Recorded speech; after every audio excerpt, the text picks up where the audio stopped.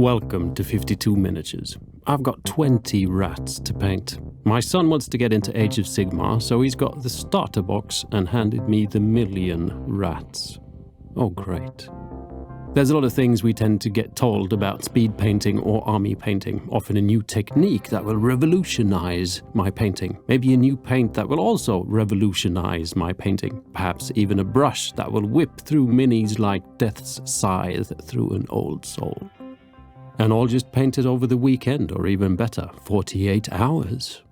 Rat's balls.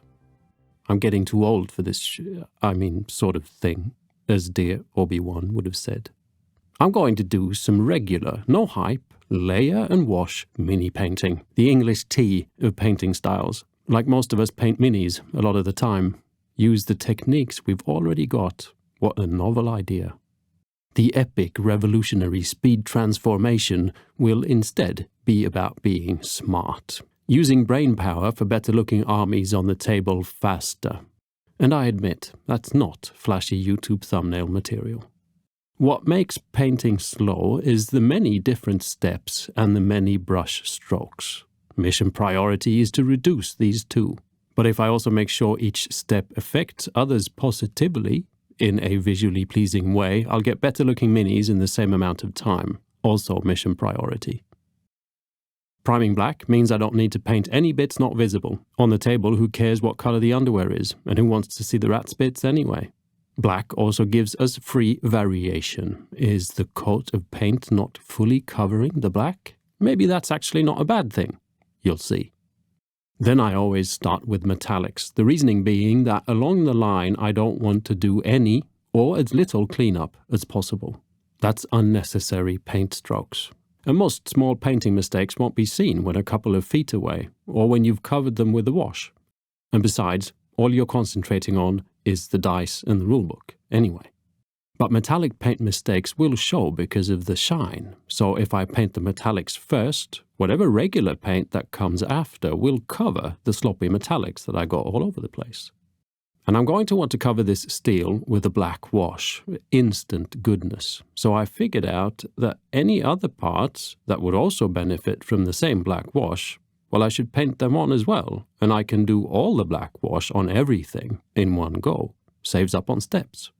Now this is where some painful brain activity was necessary. I tried to think of a color that would look good with a black wash on top for most of the skin and came up with this army-style green. So I'm painting with the wash to come already in mind, adapting my color choice for something that will work in this swift painting environment that we're in. Using a medium green that will turn darker and grayer with a wash instead of a dark grey green from the start that would turn too dark if a wash got on top. That's brain power, that is. One sloppy, thick coat of paint slightly muddles the fine detail, but there's still plenty of detail left, and I see nothing wrong with the slight variation of where the green does not cover the black fully. It's just skin variations. And then I don't have to pay any heed of getting the black wash in the wrong places. There are no wrong places as the rest of the mini is black. I do, however, pay heed to try and push the wash into crevices. This creates separation and depth and is the whole point of the wash. Washes are our friend. Like any friend, they feel better if we hold their hand and help them find their way home. We've now got this lovely dark grey-green skin, characterful steel and a need to put more paint on. And so I move on to the cloth. This is another two-step process, as you'll see, adapted to get ahead swiftly by use of brain power. So I'll have to explain the entire process, even if you just get to see things chronologically. It's like time travel. I want a dark red, sort of magenta cloth. And I want some sort of warm pink skin on the snouts, hands and feet. And I'd like to get the same kind of depth or wash effect as I did on the metal. So I use a reddish brown on the cloth, again trying to do it with one thick coat, but this time having to touch up some of the larger flat areas with a second coat for slightly smoother looks. I use a warm, almost orange ochre on the snouts, hands, feet, tails, and tip of the ears. This only one coat, as it doesn't have to cover super well. Then comes the magic in a bottle. A very pink speed paint. Unlike a wash, this won't dry super dark in the recesses, just pink. and I paint this on the cloth and the snouts and tails and that. And the best thing is, and this is workflow goodness, it doesn't even matter if I accidentally get a bit of pink on the grey-green skin. As a matter of fact, it's almost a bonus, as this will add a sort of colour twist into greyish purple. Mistakes that make it look like we know what we're doing, good looks and swift workflow. The only places I'm mindful of not accidentally smudging is the metallics. Now, if we go and have a look at the before and after, our skin has gotten so much character and the cloth is more exciting and alive. Now, the last base layers are all the colors I want to use a brown wash on, and most importantly, our complementary color, and that's the blue. Again, I'm not too neat. I have faith that the wash to come will pull itself to the edges where one color meets another, and so there's no point in trying to get the base layer paint covering perfectly. Now, about the importance of complementary color. This again is brain work, and I know this one is particularly difficult. You know how you can see some people paint miniatures fast and everything just looks so good with a few brush strokes, whereas when you do it, it looks like melted candle. No offense meant. The same kind of goes for color theory, that some colors make other colors look better, I guess. And getting that kind of knowledge either comes from study or practice, and often both. I know that my pink skin and orange skin and the pinkish red cloth will look nice with the cyan-style blue next to it. Now, if you don't know these things, that's a bit of a bugger. But a great way to start learning is to look at box art, for example. Actually looking at the colors chosen and not just the awesome mini. It's no accident that the green orc has yellow armor. Or you could just start placing paint bottles next to each other and see which ones you think fit together. Start to interest yourself in color. It will pay off. Now, as I'm aware that my blue is important, I use it a lot. I forgo all potential logic like belts should be brown, ropes should be rope color, wood should be wood color. I just use blue. Saves up on a lot of steps of switching paints and will add to the final look of an army color scheme. Good looks and swift workflow. With a brown wash all over this, I again try to just make it pull itself to crevices and where the different colored areas meet each other. I even, around belts and pouches and protruding details, make sure the wash flows out and around that detail. It will add a dark line around the details and that just makes them pop a lot more from a distance. And again, there's no real worry if I accidentally get a little bit in the wrong areas. The skin will just look a little brown. No worries. The steel, a little dirty. No worries. The red, well, a bit of dried blood or something. No worries. Not if you're a rat. And this is step 1 complete. I'd honestly say that there would be nothing wrong with just calling it a day here. Got a battle to win? Go for it. The paint is on the mini and they're looking pretty fierce. Probably being angry-looking rats help quite a bit, but you get my point. I'm, however, moving on to highlights. This probably takes as much time as the time already spent, but I consider it well worth it. I've picked out some brighter and more vibrant versions of what we had previously, as I want bang for my buck in the highlights department. This is no discreet fine line blending and faffing about. Instead, I consider the fact that this needs to look, well, if not good, then at least bring out shapes and contrast visible from several feet on the gaming table. Let's step back for a little while and consider the layers so far, and my highlights explain themselves even further. So the first covering layers of paint did not really fully cover the black primer. The places that are covered the least are the raised areas, as the paint kind of pulls away from them when applied, and possibly even further when drying. Instead of putting time into getting perfectly covering base layers, I chose instead to spend that time adding highlights. As these predominantly are placed on the raised areas, I'm in fact covering up previous perhaps sloppy looks with highlighting paints. The highlights take the entire look of the model to a much more interesting place and at the same time covers up the previous patchy covering, saving time and kind of getting better looks. You guessed it. Good looks and swift workflow. I'm intent on trying to do only single brush strokes for highlights, and most of the time that's enough. Brush control, though, is one of those annoying things. Again, something that is not often spoken about, related to the fact I mentioned earlier that experienced painters make things look good so fast.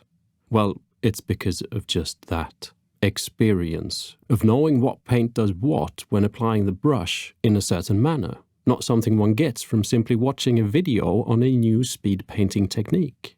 It in fact takes ages to learn. Not to put you down, it's in fact a great reason to do highlights like this, because next time you'll be more confident and swifter.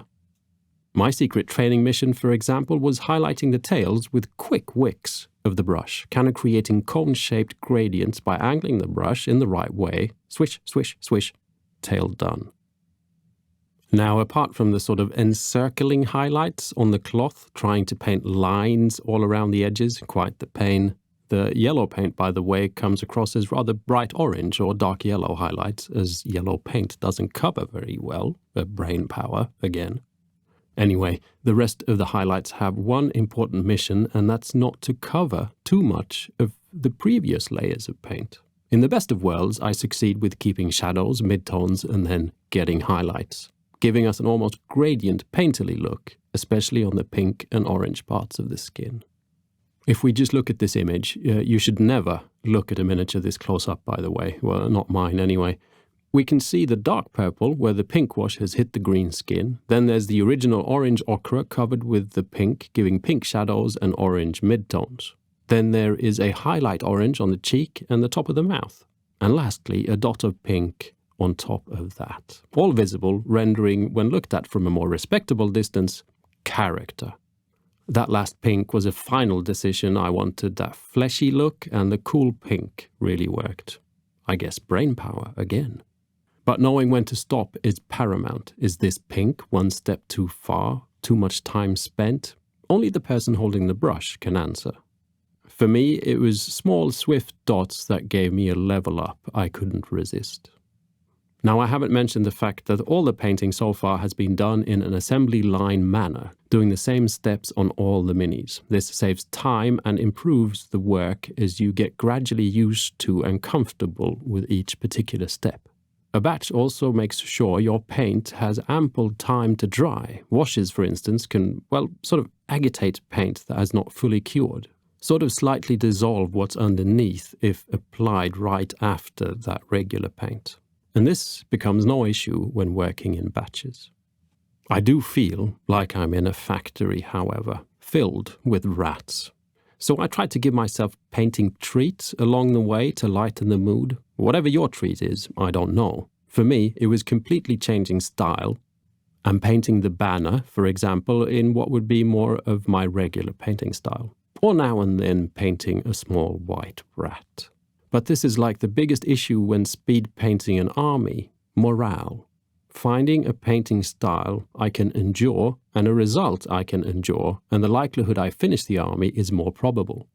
So sometimes certain approaches or techniques can be swifter, but if you get bored or uninspired halfway and stop, what's the point? Enduring the process, doing the painting as a hobby, and not just painting to get done, is important. And that's pretty much it. The rats are almost finished. But I'd like us to take a look at the palette here. This is the least glamorous and hardest sell, so I'm going to keep banging nails in the coffin and then digging the hole deeper. Getting colors that work together is something that makes less work look like more. So we've got the base colors, they look nice next to each other, altered by the pink and other shades, sure, and then highlighted. But it all still looks very coherent and pleasing. Each color holding hands with the next, and everyone is one big happy family. Yet a structured, hierarchical family where everyone has clear roles. That does not sound like my family. Anyway, just give thinking about colors a go and you might get unexpected results swifter.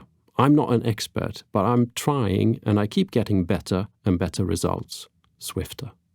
Now, the only thing missing here is a bit more green, just because why not? My rats need poison blades or they would not be proper rats. Also, my son will think this is cool and these things are important. I water down a more muted green as well as a vibrant green with a lot of water and slap that on all weaponry in a sort of wet-looking puddle technique. This is also a great chance covering up all the accidental brush work on some of the metal. There's browns and blues all over the place because the factory worker wasn't paying attention. And now I can just hide that with a dollop of oozy poison.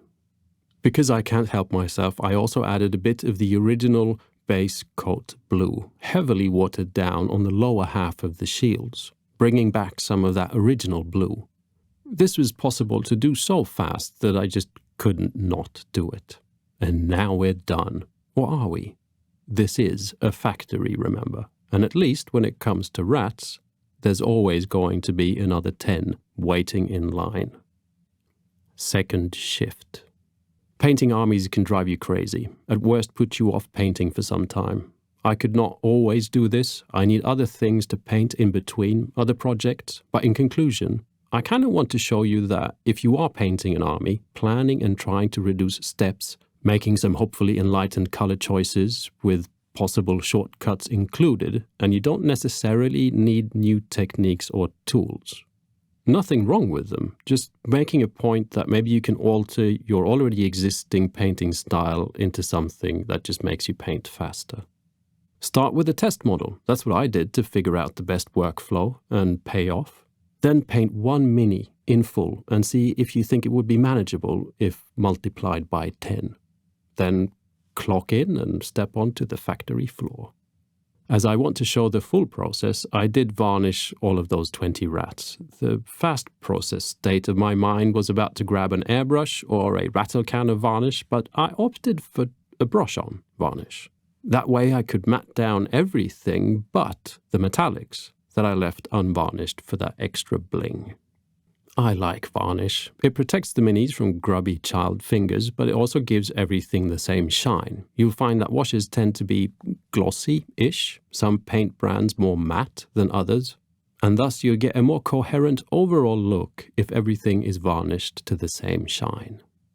These rats are now ready to be trampled by my son's stormcasts, or to swarm over their corpses. We'll see. I don't think he would be overly pleased by the latter.